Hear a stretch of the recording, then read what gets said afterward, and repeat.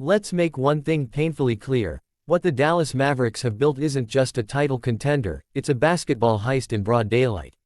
While the rest of the league blinked, hesitated, or argued over fit, the Mavericks cracked the system, slipped through the league's blind spots, and built a squad so dangerous, so efficient, and so unfairly complete that it's almost criminal.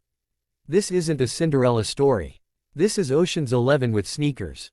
The Luka Dončić job. Grand larceny at the draft table. Let's rewind to 2018.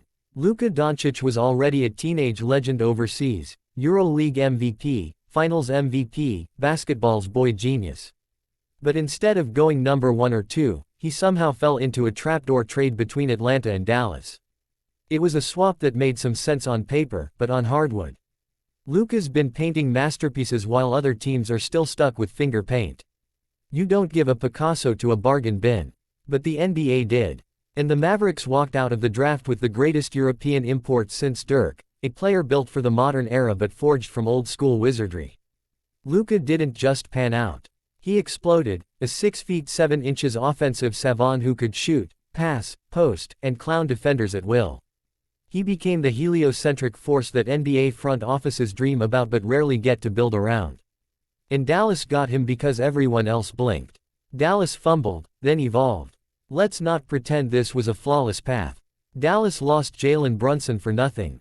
A tough, two-way guard with playoff poise just walked into Madison Square Garden while the Mavs shrugged.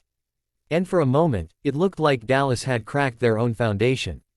But that mistake, it lit a fire. The Mavericks didn't sit in regret.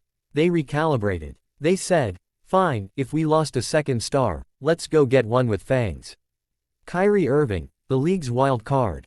Enter Kyrie Irving, the NBA's most polarizing sorcerer.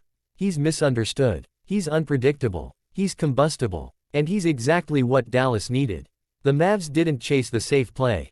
They leaned into volatility. They bet on brilliance. And Kyrie, in Dallas, is a perfect storm contained in a controlled system.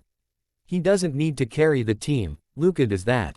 But when it's time to close games, when the ball sticks and the pressure mounts, Kyrie melts defenders like wax under a spotlight.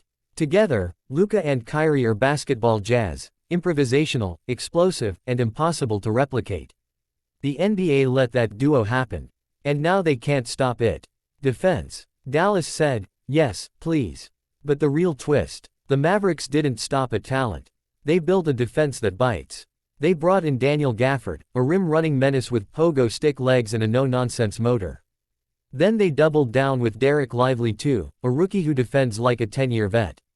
Add in P.J. Washington, who's basically duct tape for every lineup hole, and suddenly Dallas wasn't just flashy. They were grimy. They could lock you up. What's terrifying is this, Dallas didn't just build a super team. They built a team. Everyone has a job. Everyone understands their role. And most importantly, no one complains about spotlight, because Luka is the sun. The blueprint no one saw. This isn't how titled teams are supposed to be built. There was no 3-star summit in Miami. No lottery tankathon. No cap space hoarding while fans begged for relevance. The Mavericks didn't wait for a savior. They built around the one they had. Quietly, ruthlessly, efficiently. They turned reclamation projects into playoff X factors. They trusted draft picks. They stayed patient. And they ignored the noise. Now, they're the team nobody wants to face. The team that feels inevitable. The team that the NBA, for some strange, sleepwalking reason, just let happen. The rest of the league got outplayed. Let's not sugarcoat it, the Mavericks gamed the system. While other franchises hoarded assets like Gollum's ring, Dallas made actual moves. They took chances. They embraced basketball chaos, and tamed it. Now, they've got one of the smartest offensive minds in the game, surrounded by rim protectors, floor spacers, slashers, and killers in the clutch. It's not fair. It wasn't supposed to be this way. But guess what? It is. And the rest of the NBA, they're stuck trying to figure out how they let a mid-market Texas team quietly assemble a basketball death machine. Final thought, you had your chance. The Mavericks didn't cheat. They didn't rig the system. They just read the rulebook better than anyone else, and flipped the page while everyone else was still arguing over Chapter 1.